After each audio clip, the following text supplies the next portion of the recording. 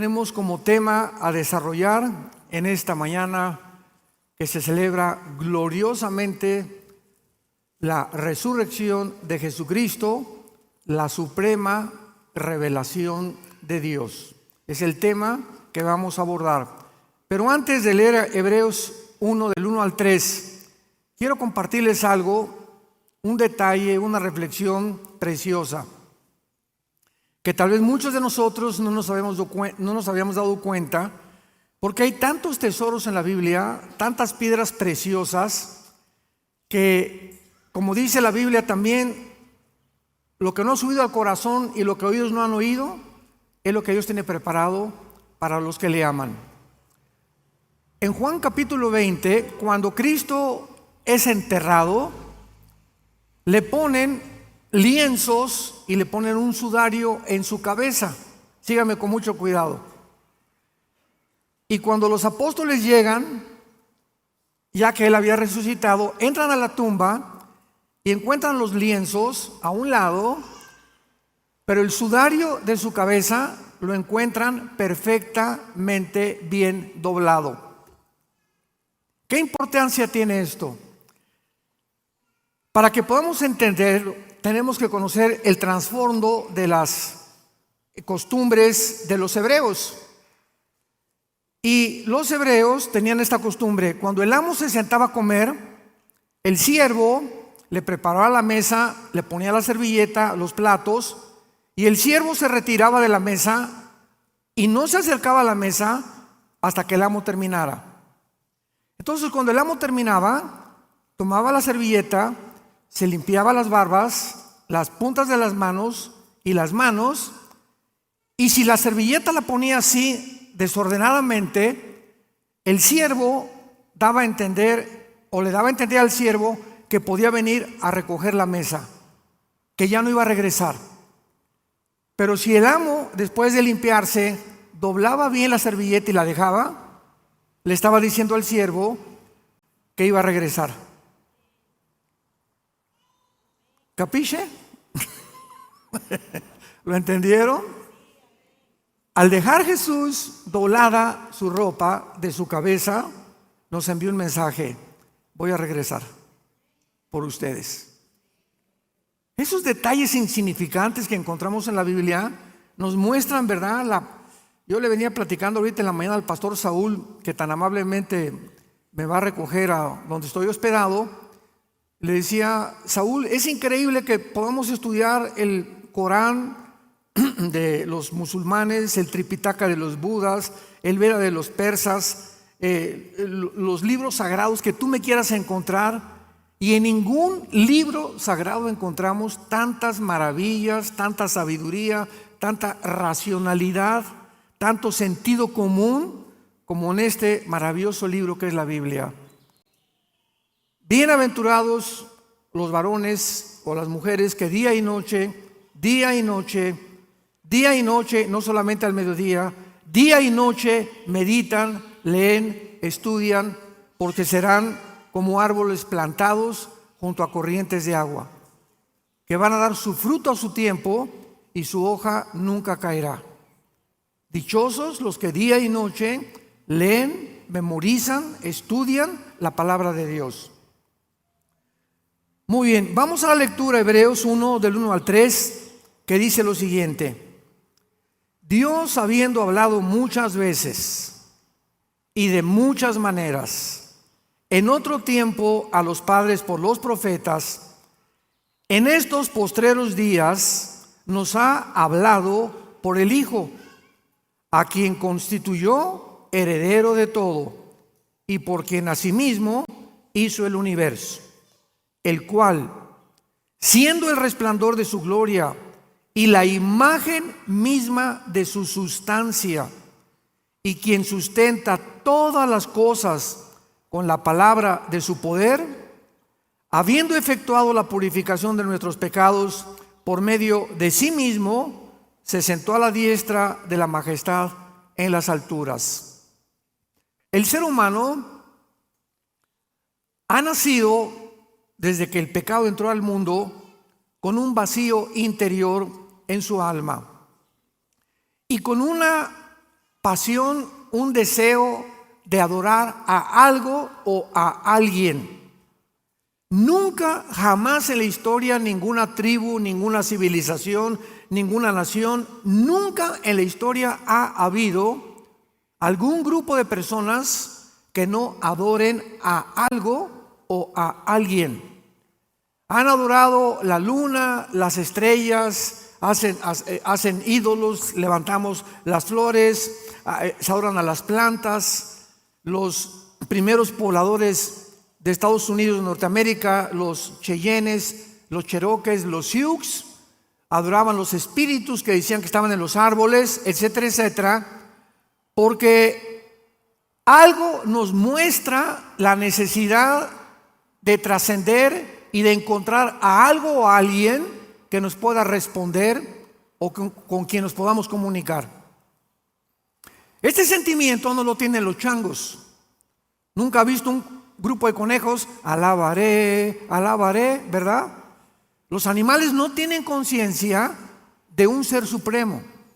Esta es una de las características peculiares del ser humano. Pero la pregunta que vamos a contestar es: ¿de dónde vienen estos sentimientos internos y esta vaciedad que tenemos? Que podemos tener dinero, podemos tener poder, popularidad, publicidad, y sentirnos al mismo tiempo vacíos. El gran rey del rock and roll, Elvis Presley, en el siglo pasado, tenía 500 mujeres esperando en la esquina de su casa, 500 mujeres esperando que pudiera recibir a una por una cada semana para tener relaciones con él. Las defensas de sus Cadillacs eran de oro puro. Michael Jackson, cuando murió, el rey del pop, son dos reyes, uno del rock and roll y otro del pop. No se sabía si era hombre o era mujer.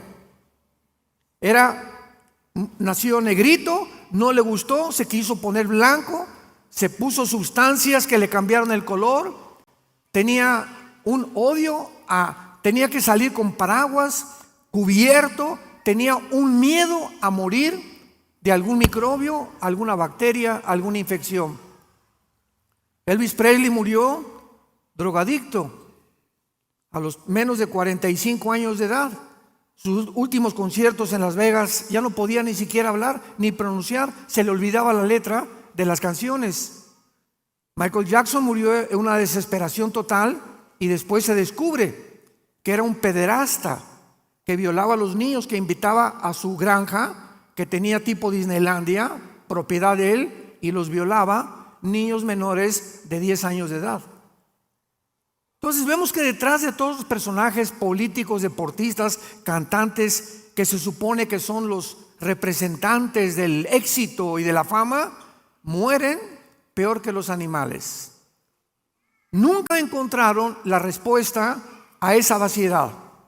Elvis Presley la buscó en las mujeres, en la fama. Michael Jackson en los niños. Imaginémonos qué manera más desperdiciada de vivir, ¿verdad?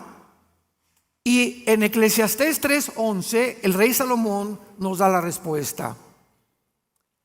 Dios hizo todas las cosas buenas en su tiempo. Eclesiastés 3:11. Y Dios puso la eternidad en el corazón humano, sin que el hombre entienda las cosas que Dios ha hecho. Entonces, desde que nacemos los seres humanos, llámense chichimecas, tlaxcaltecas, olmecas, sioux, cheroques, aucas del Ecuador, lacandones o en el Brasil o lo que sea, no importa a través del mundo el tipo de ser humano, todos nacemos con la eternidad. ¿Qué significa esto? Que sabemos que de alguna manera la vida no lo es todo. Y por eso los aztecas le sacaban el corazón y lo ofrecían ¿a quién? A los dioses, para calmar su ira. Los tribus en Estados Unidos, los Cherokee, los Sioux, los Cheyennes, creían, ¿verdad? Y los ponían y quemaban a sus muertos sabiendo que su alma iba a subir a algún lado. Pero hay siempre esta existencia, los budistas, los musulmanes, todos, ¿verdad? De alguna manera sabemos, los hindúes tienen a Vishnu, a Shiva, sus dioses, sabiendo que están fuera de nuestra naturaleza y de nuestra dimensión, y que hay algo que tenemos que hacer para agradarlos. Sin embargo, no hay necesidad, dice la Biblia, gracias a Dios, que permanezcamos en tinieblas, damas y caballeros, tratando de buscar a Dios de diversas formas. ¿Por qué? Porque Dios se ha revelado. Dios se ha revelado de diferentes maneras. Número uno, los que lo quieran apuntar, a través de la naturaleza. Dice en Romanos capítulo 1, versículos del 19 al 20, porque lo que de Dios se conoce les es manifiesto, pues Dios se lo manifestó, porque las cosas invisibles de Él, su eterno poder y deidad, se hacen claramente visibles desde la creación del mundo, siendo entendidas por medio de las cosas hechas, de manera que no tienen excusa. ¿Qué está diciendo el apóstol Pablo? Si yo veo una pintura, hay un pintor. Si veo un edificio, hay un arquitecto. Si veo un reloj, hay un relojero. Si veo un teclado, hay alguien que diseñó eso. Detrás de todo tiene que haber una causa. Es una ley inexorable dentro de la física y las matemáticas. Todo efecto tiene que tener una causa. ¿Por qué existo? Tiene que haber una causa por lo cual existo. Sócrates dijo, el filósofo, pienso, luego existo. Existo, luego vivo. Si vivo, tiene que haber una causa. Yo no me causé nacer y ser formado de una forma extraordinaria en el vientre de mi madre. Y si una causa hay detrás de mí, tiene que ser alguien que me creó. Y unos le llaman el poder, los dioses, la luna, el sol, etcétera, etcétera. Pero todo nos lleva a buscar que hay algo o alguien detrás de todo lo que existe.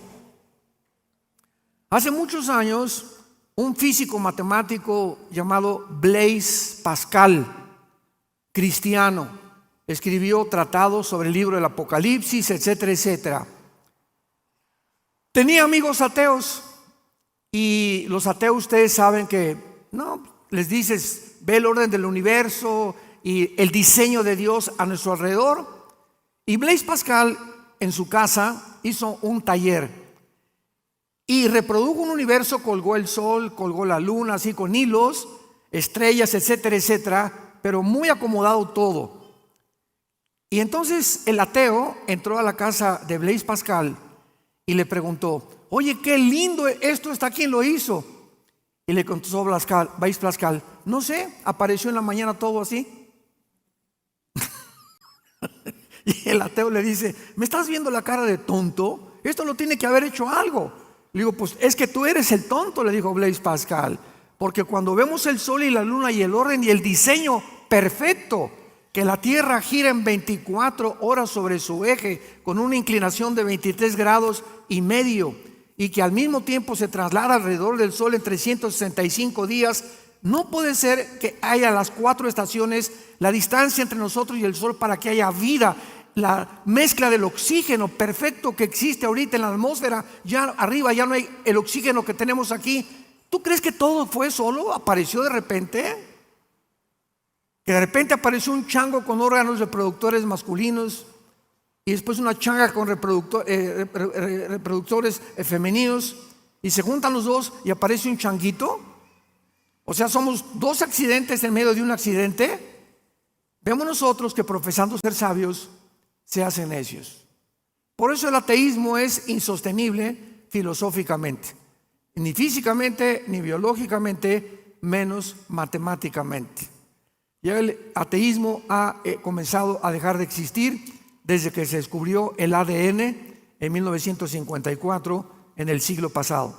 Entonces la naturaleza nos habla, y por eso el hombre busca a Dios. Los antiguos, las tribus, las civilizaciones veían todo, veían las estrellas, adoraban, y algo nos impulsaba a adorar el universo, porque tenemos la eternidad en el corazón. En segundo lugar, Dios se ha dado a conocer a través de nuestra conciencia. De nuestra conciencia. ¿Qué es la conciencia? Con, dentro, ciencia, conocimiento. Conciencia, conocimiento interno. Es lo que significa conciencia. Entonces tenemos un conocimiento innato, adherido a nuestra alma, que nos premia o nos juzga de acuerdo a nuestras acciones. La materia no lo pudo haber creado. Dile a tu maestro en la universidad, bueno, ¿qué explicación tiene usted de los ateos del universo? El Big Bang. ¿Qué es eso, maestro? Pues que hubo una explosión y se formó todo. Muy bien, vamos a seguir una línea de lógica elemental, querido maestro. Si hubo una explosión, ¿quién la produjo? ¿Chita? ¿Qué había detrás de la explosión? Porque todo efecto tiene una causa. Para que haya habido una explosión, algo la causó. Y la materia no existía. Número uno. Número dos, maestro. La materia no piensa. Ok, vino una explosión, se formó todo, pero ¿quién formó el cerebro? El pensamiento, la conciencia. ¿Quién puso dentro del ser humano este sentimiento de la eternidad? La materia, las piedras no ponen, ni tampoco pueden hablar, ni pueden comunicar lo que nosotros hacemos. Entonces nos damos cuenta que cuando nosotros hacemos algo bueno, nos sentimos bien. Un ejemplo es el mismo Al Capone, el gran gángster del siglo XX, 1920-1930, que gobernó Chicago. Era el rey de la mafia, Al Capone. ¿Saben lo que hacía Al Capone para tranquilizar su conciencia? En diciembre se disfrazaba de Santa Claus. Y se ponía, nadie sabía que era Al Capone, y se ponía afuera de escuelas a repartir dulces a los niños. Y al llegar a su casa, pues se persinaba, hice una obra buena por lo menos, ya me perdonas, ¿verdad, Diosito? Y al otro día agarraba la ametralladora y mataba 500 personas. De alguna forma, buscamos la forma de apagar la voz interior de la conciencia que nos atormenta. Cuando tú haces algo malo, te quita el sueño, no puedes dormir, sientes que tienes que pedir perdón. Si es que no has endurecido tu conciencia, porque la Biblia dice, el apóstol Pedro dice que se puede cauterizar la conciencia. O sea, ¿qué significa esto? La palabra cauterizar. Si yo agarro un hacha o un martillo y lo estoy constantemente usando, se van a desarrollar callos en la mano. Los callos es una acumulación de pellejo, y si yo agarro una aguja y atravieso el callo, no siento. ¿Por qué? Porque el callo no tiene terminaciones nerviosas. Entonces no siento atravesando el callo con una aguja. Al corazón le pasa lo mismo. Cuando tú no confiesas tu pecado y cuando tú repites tu pecado, llegas el momento en que te endureces. Rechazas a Dios y no quiero oírlo, y no es cierto. Y llega un momento en que te endureces en tu corazón, tu conciencia. Y cuando ya oyes la palabra, ya no sientes nada. Ya no tienes nada para arrepentirte, porque has cruzado la línea de la blasfemia contra la gracia de Dios. Y ahí es cuando Dios te dice, ¿sabes qué, Pancho? No me vuelvo a meter con tu vida. ¿Sabes qué, Carmelita? No me vuelvo a meter con tu vida. Haz lo que te dé la gana. Nos vemos en el día del juicio. Y en tercer lugar, Dios se ha dado a conocer a través de la Biblia. En Isaías capítulo 44, Isaías 44, bienaventurados los que trajeron su Biblia, se irán en el rapto. Qué tristeza que haya cristianos que vengan el domingo sin Biblia. Eso ya es el colmo de los colmos. Es como ir a jugar fútbol sin la pelota. Imaginémonos nada más, ¿no? Isaías 44, del 6 al 8, dice así: Así dice Jehová, Rey de Israel y su Redentor, Jehová de los ejércitos: Yo soy el primero y yo soy el postrero, y fuera de mí no hay Dios. Nos detenemos ahí. Yo soy el Alfa y yo soy la Omega. El Av o el Taf en el hebreo. Muy bien. Si Dios dice yo soy el primero, significa lo siguiente. Estamos meditando en la palabra de Dios. ¿Qué significa que diga Dios yo soy el primero? Que Él es el único que nos puede decir cómo comenzó el universo. Ningún método científico ni investigación humana, intelectual, nos puede llevar a decidir, a descubrir cómo se formó el universo. Entonces, como el ser humano no puede saber nunca cómo se comenzó el universo, porque para saberlo teníamos que haber estado ahí, ¿correcto? Tú no puedes saber algo si no estuviste ahí.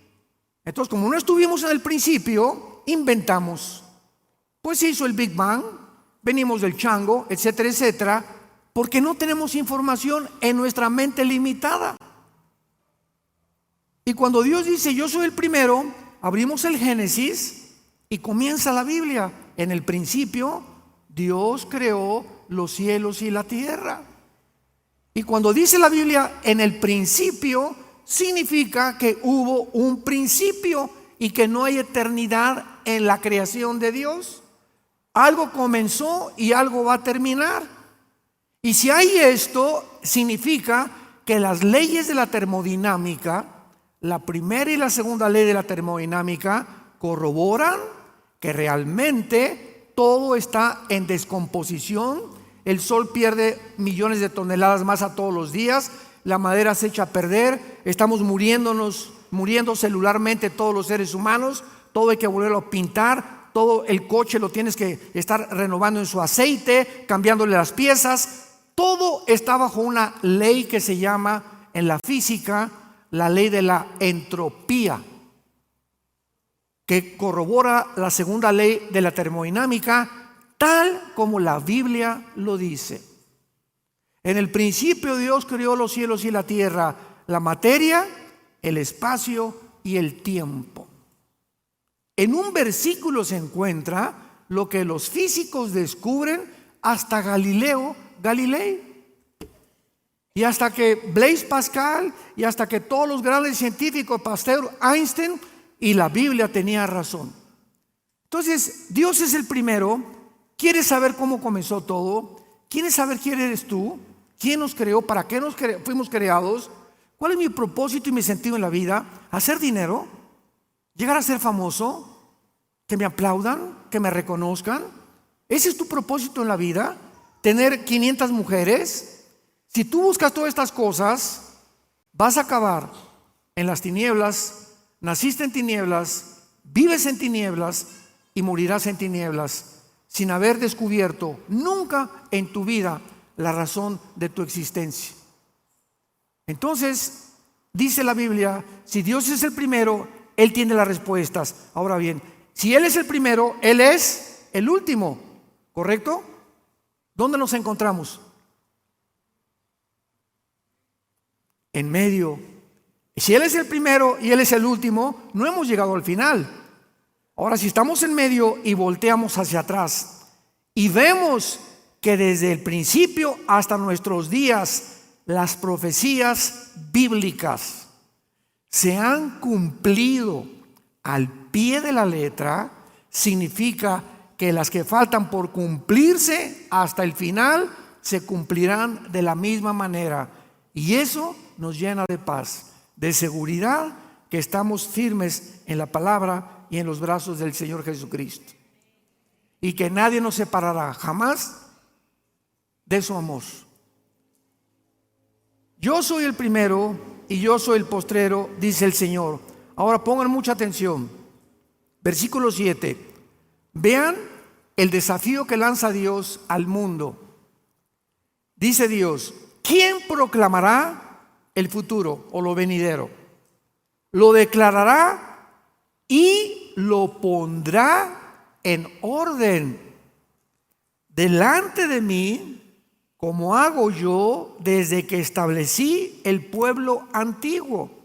Dice Dios: tráiganme a Jim Dixon, tráiganme a Walter Mercado, tráiganme a todos los que se dicen adivinos o disque profetas. A ver, vengan para acá.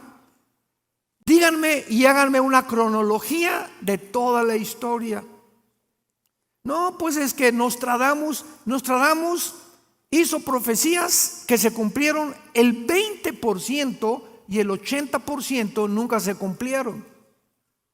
Y hay una ley en la Biblia que dice que si un profeta se atreve a hablar y anunciar algo futuro y no se cumple el 100%, no el 99,9%, si no se cumple el 100%, es un falso profeta. Jim Dixon, 2 semanas antes que mataran al presidente Kennedy, una mujer fue al New York Times en Nueva York y les dijo: veo sangre en Dallas, Texas, 1961-62, cuando mataron al presidente John Kennedy en Dallas, Texas. Veo sangre y fue así, mataron a Kennedy, tal como ella lo dijo. Pues se hizo famosa y todo el mundo la quería consultar. De ahí en adelante, ella se va a Nueva Jersey y luego se fue a otro estado en Nueva York para que pudiera dar conferencias de qué iba a pasar en el mundo. Nunca jamás volvió a dar ninguna otra profecía. Todas se equivocó. ¿Qué significa esto? Que el diablo muchas veces toma personas para poderles hacer creer a la gente que son profetas. Pero la única profecía se encuentra aquí. La Biblia es un libro sellado y acaba diciendo en Apocalipsis: si alguien le agrega algo o le quita algo a este libro, las maldiciones de la ley caerán sobre él. Una vez me encontré una persona que me dijo: oye, tengo una profecía. Y le dije: escríbele en un papel y ponle 2 de Pancho 3:1 y pégasela a la Biblia. Porque si hay algo más que Dios nos quiera decir, entonces la Biblia está incompleta. La Biblia es una revelación completa o no completa. Porque si algo le falta, entonces no es la palabra de Dios. Quedó incompleta la revelación de Dios. Y la Biblia es algo que ya está totalmente, y a Dios lo que Él quiso revelarnos se encuentra en la Biblia. A la ley y al testimonio, dijeron los profetas hebreos. Esto es muy importante para que podamos comprender que en la Biblia encontramos el orden de la historia. Maestros de la escuela que nos acompañan, hace 2600 años, el libro de Daniel, hace 2600 años, 600 años antes de Cristo, Daniel escribe todos los imperios que iban a haber desde hace 2600 años hasta la venida de Jesucristo. Y comienza Daniel diciendo: se va a levantar Babilonia, porque él vivió en Babilonia, que es la nación de Irak actualmente. De acuerdo a la historia, dice Daniel, se va a levantar otro imperio, los medos persas, que es actualmente Irán. Y así la historia lo comprobó. Y ya Daniel se murió. Y dijo: y después vendrá otro imperio, que fue Grecia. Alejandro el Magno derrotó a los medos y a los persas en el año 300 antes de Cristo. Muere Alejandro el Magno y se reparte su imperio en sus 4 generales, en Siria, en Egipto, en Turquía y en Macedonia. Y de ahí en adelante, ¿quién siguió a los griegos? El Imperio Romano, que está representado por las 2 piernas de la estatua de la visión de Daniel capítulo 2. Y después del Imperio Romano, ¿quién va a seguir? Viene el 7º imperio, ¿verdad? Porque el primero fue Asiria, Egipto, Babilonia, Medo-Persia, Griega y Roma, de acuerdo a Apocalipsis 17. El 7º imperio será posiblemente el imperio otomano, y en el último imperio será Jesucristo. ¿Quién le dijo a Daniel el orden de los imperios que la historia comprueba que se iban a cumplir. ¿Quién le dijo a Isaías que Cristo iba a nacer de una virgen? Por el amor de Dios, eso rompe la lógica. Cuando escribió Isaías, ha de haber tenido miedo. Oye, si yo publico esto, van a decir que estoy loco. ¿Cómo una virgen va a ser mamá? Si es mamá, pues ya no es virgen.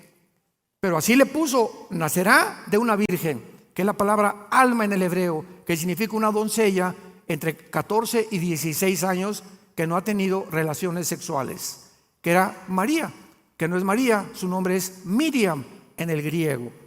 ¿Quién le dijo a Zacarías que iba a entrar Cristo en un burrito el domingo de Ramos cabalgando? ¿Quién le inspiró a David 1000 años antes el Salmo 22? Dios mío, ¿por qué me has desamparado?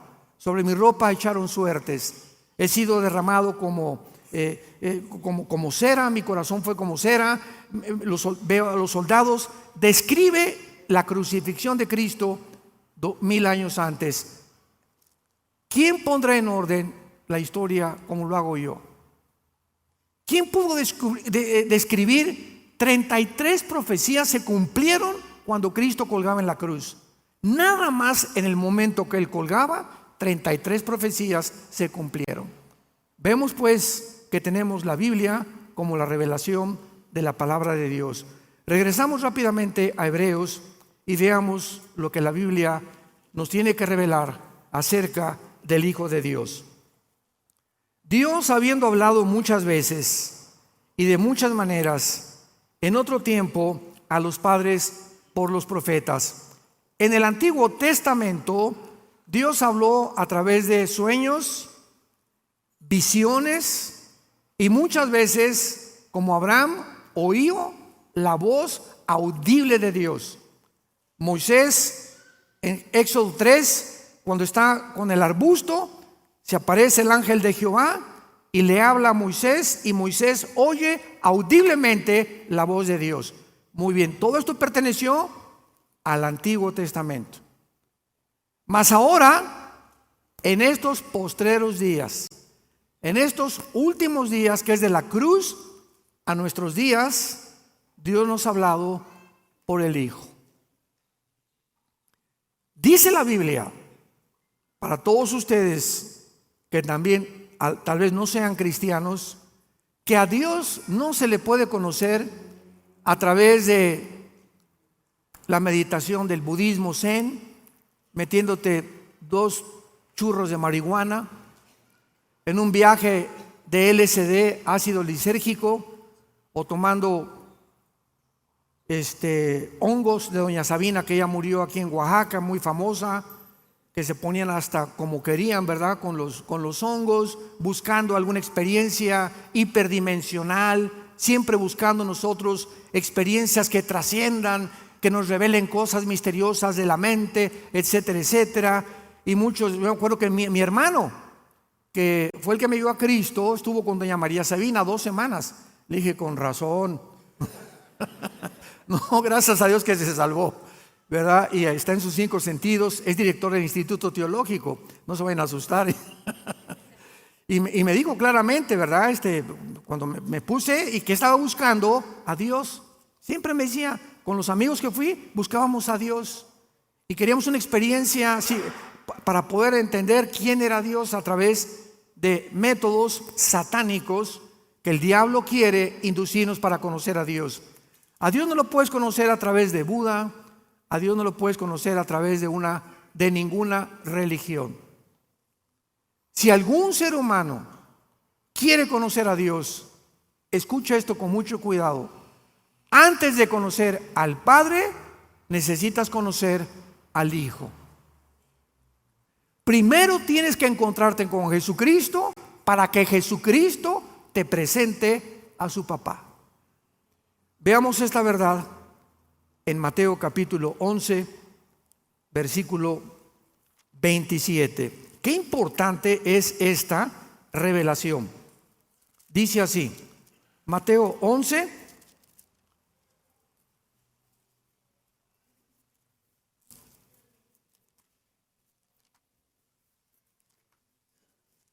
y dice así, Mateo 11, versículo 27. Todas las cosas es Jesús hablando. Con mucho cuidado lean esto. Todas las cosas me fueron entregadas por mi Padre y nadie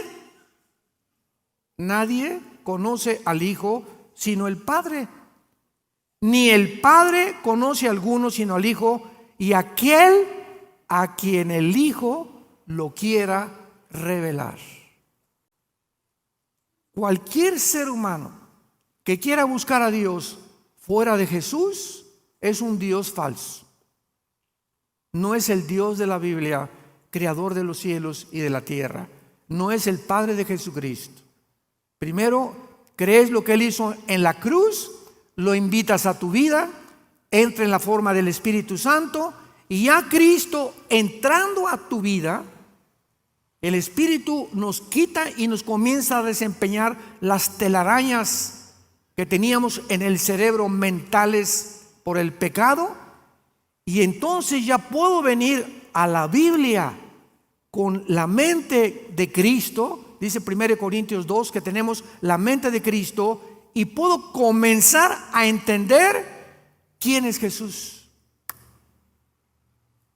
Mientras tanto, vienen doctorados en filosofía, ciencias políticas, científicos como Stephen Hawking, el gran astrónomo inglés que decía que no existía Dios, y no importa lo inteligente que pueda ser el ser humano, se estrellan, chocan contra los pensamientos de Dios, porque vienen con su mente limitada, finita, porque somos seres finitos, y los pensamientos de Dios sobrepasan nuestros pensamientos.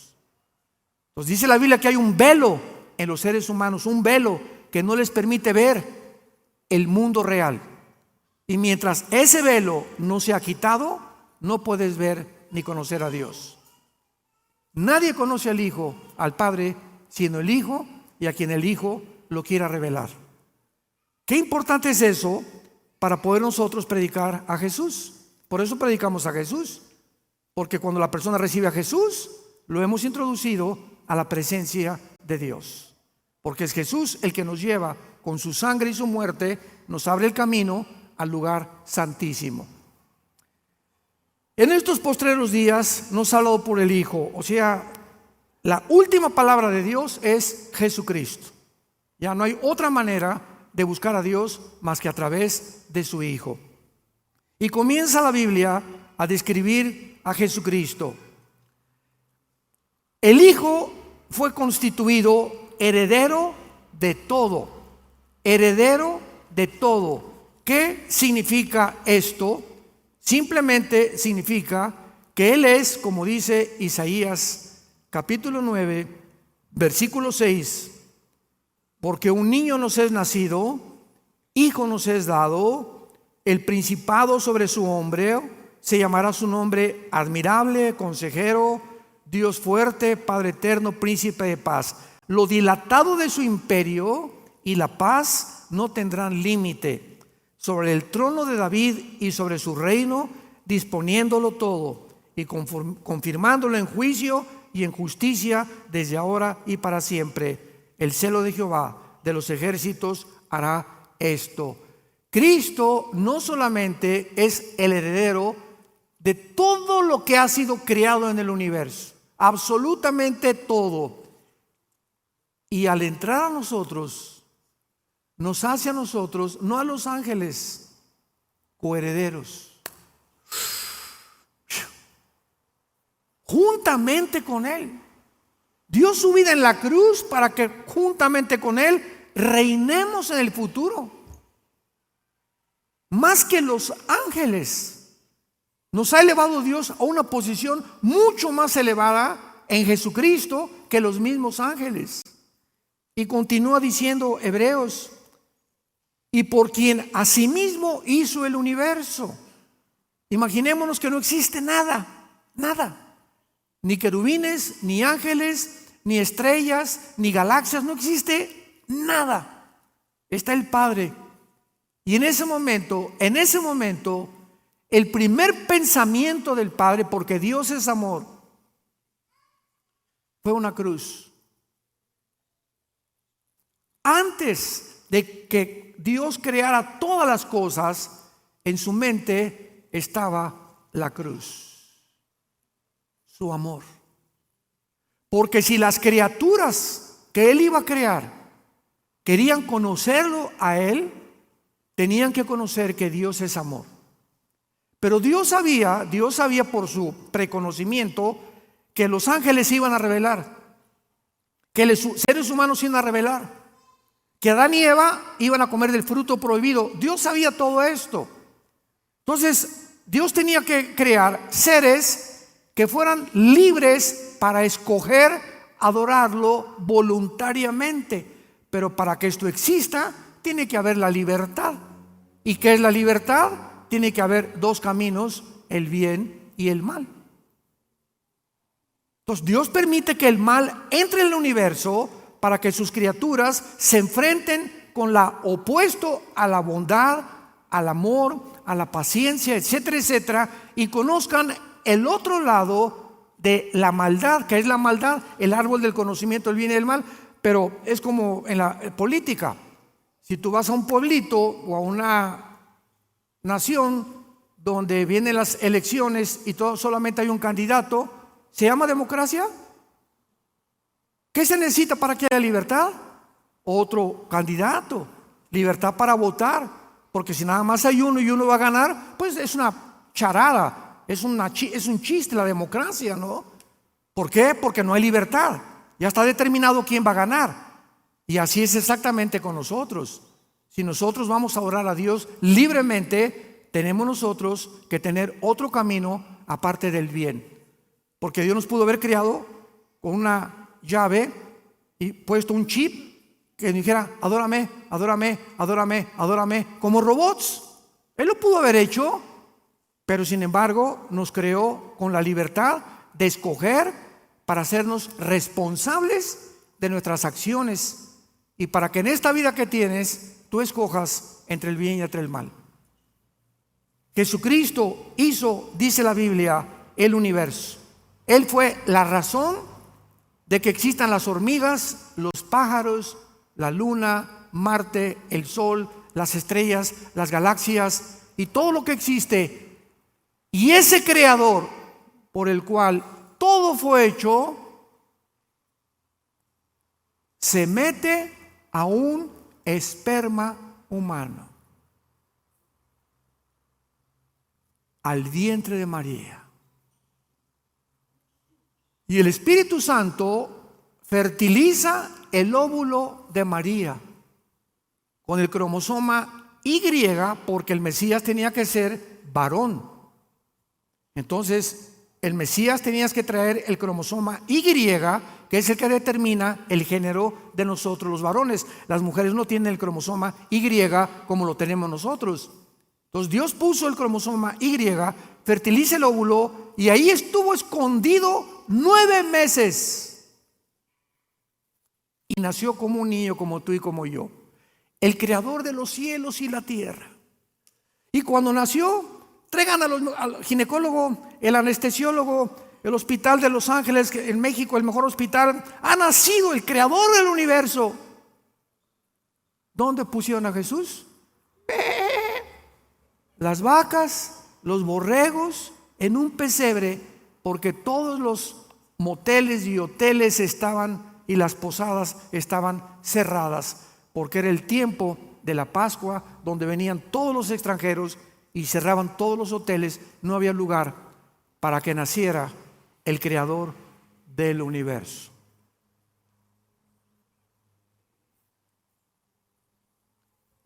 Y antes de morir, se hinca a sus discípulos, agarra una toalla y les lava los pies a los 12 apóstoles.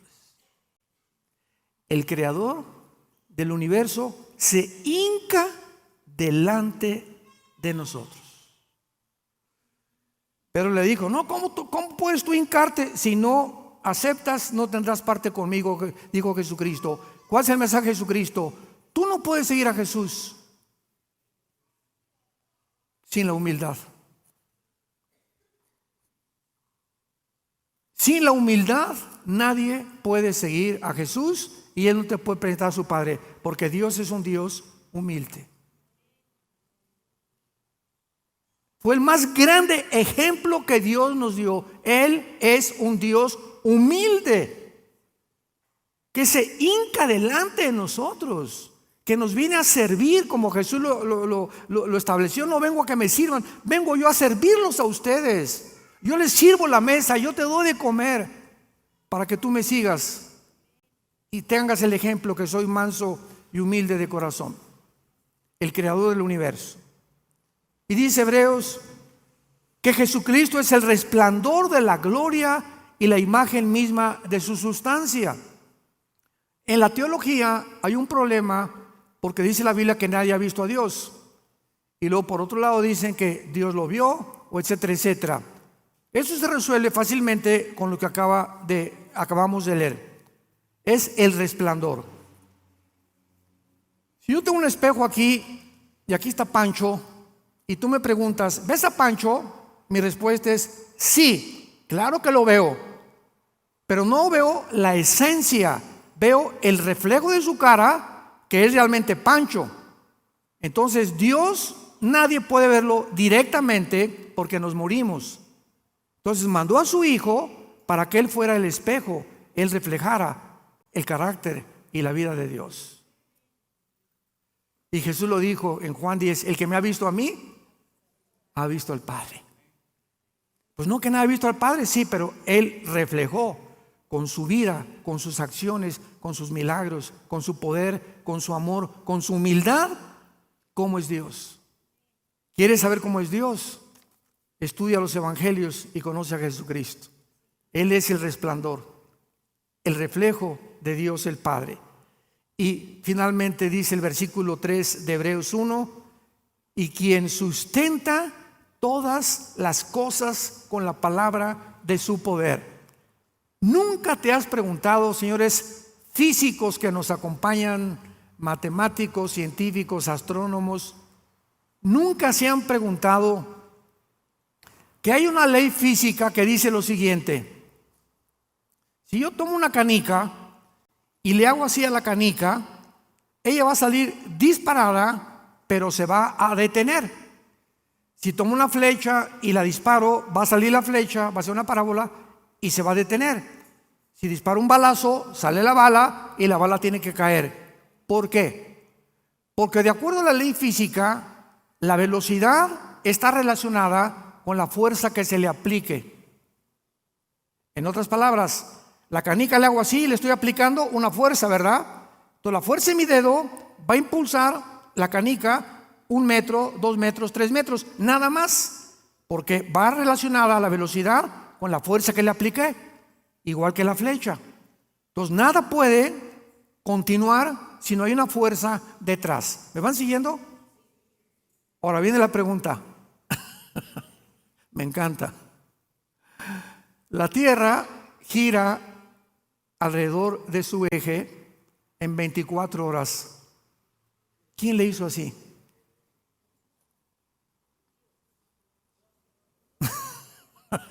Pregunta al físico matemático, al ateo, discípulo de Nostradamus de tu escuela. Maestro, ¿quién está empujando la tierra, querido maestro? ¿Qué fuerza hay detrás? Contésteme física y matemáticamente. Vamos a sumergirnos en el mundo microscópico, a los átomos. ¿Quién mantiene los neutrones, los electrones, todo lo que es positivo alrededor del núcleo? ¿Quién mantiene esta velocidad continua de la materia que hace posible que la materia sea molecular? Tanto en el mundo microscópico como en el mundo macroscópico, ¿quién mantiene la Tierra? ¿Quién la empuja para que sea exactamente su vuelta en 365 días? ¿Quién mantiene las galaxias para que no choquen unas con otras? ¿Qué fuerzas hay invisibles? Dígame usted, maestro. Físicas, que la física no tiene explicación. Jesucristo lo hace. Quien sustenta todas las cosas, los átomos, la fuerza, el magnetismo, la gravedad, todo lo hace el que murió en una cruz hace 2000 años. el que tienes colgado ahí arriba de tu cama y que ni siquiera has considerado hincarte para adorarlo, bendecirlo y hacerlo parte de tu vida. Él se llama Jesucristo, el Hijo de Dios, que es la última palabra que Dios nos ha dado y que en esta mañana quiere entrar a tu corazón si tú se lo abres y le permites, porque Él es un caballero. Él no te va a forzar a que tú le recibas. Tiene que ser tu voluntad la que tú reconozcas que sin Él nunca podrás alcanzar el propósito para lo cual fuimos creados. Oremos. Te damos gracias, Señor, por tu palabra. Bendito sea el Dios y Padre de Jesucristo, nuestro Señor, y de su Hijo, en quien están encerrados todos los tesoros de la sabiduría y del conocimiento. Y que nos has hecho renacer para una esperanza viva por medio de la resurrección de Jesucristo de entre los muertos. Te adoramos, Señor, te bendecimos. Te damos las gracias por tan grande salvación. En esta mañana Dios te habla y te dice: te amo.